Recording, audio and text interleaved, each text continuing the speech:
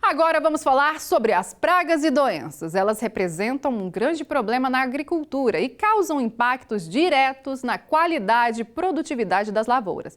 Além de grandes prejuízos, a cultura de milho é uma das que mais sofrem com elas. Acompanhe na reportagem da Bruna Lima. Os pratos com milho é um dos principais aperitivos nessa época do ano. No mês de junho não pode faltar a pamonha, o milho cozido, a pipoca, a chica doida e outras delícias derivadas desse cereal. Mas o produtor que cultiva esse grão deve tomar muito cuidado com as doenças que insistem a assombrar os milharais.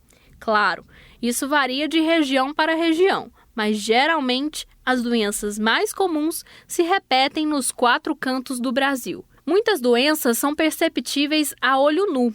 É o caso da mancha branca e do enfesamento, que se não for tratado pelo produtor de forma correta, pode acontecer de perder toda a lavoura. Nós temos a mancha branca que ano a ano está crescendo. Eu diria que ela seria aí a principal, na minha visão, tá? Na maioria das regiões, tá bom?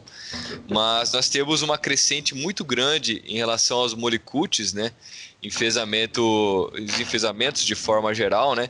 Que acabam tendo uma preocupação muito grande por conta do vetor, que é a cigarrinha, né? Algumas dessas doenças aparecem desde o início do cultivar, que, segundo o engenheiro agrônomo, deve ser o momento em que o produtor tem que prestar mais atenção. Com exceção das ferrugens, né?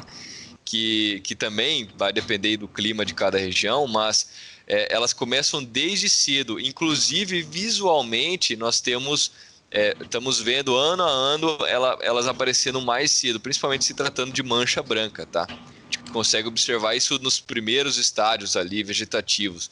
O milho é um cereal cultivado em grande parte do mundo. Além de ser utilizado como alimento humano, ele também serve para fabricação de ração. Mas quem cultiva deve ter cuidado redobrado, pois senão o prejuízo pode ser grande.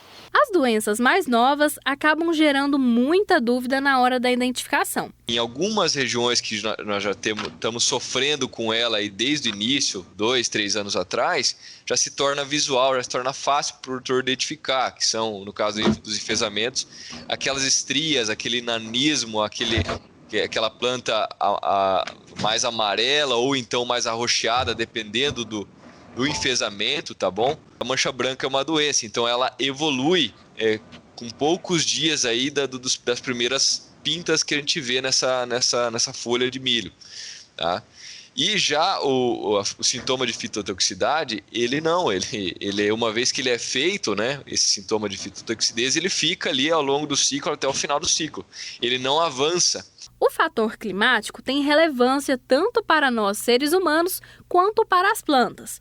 É importante saber qual doença é mais propícia para a sua região. Assim, fica fácil de detectar um possível problema na plantação de milho. A gente tem que sempre tomar como norte para nós o famoso triângulo das doenças, que nós, engenheiros agrônomos, sabemos bem dessa parte e que o produtor facilmente pode associar na cabeça dele isso aí, que é o quê? Você ter primeiro um hospedeiro suscetível àquela doença, e isso a gente pode estar correlacionando com um híbrido, ou seja, uma planta de milho mais ou menos suscetível àquela doença. Vamos citar o exemplo da mancha branca que nós acabamos de falar, né?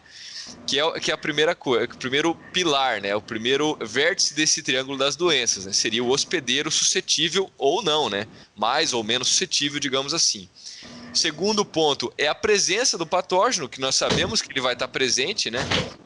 E um terceiro ponto que é chave, um terceiro vértice desse triângulo, que é a questão do ambiente, né? Se esse ambiente está mais ou menos favorável àquela determinada doença. Então, o clima, sim, ele está naquele pilar que eu falei, naqueles 3 vértices do triângulo das doenças. Então, o produtor tem que estar de olho, sim.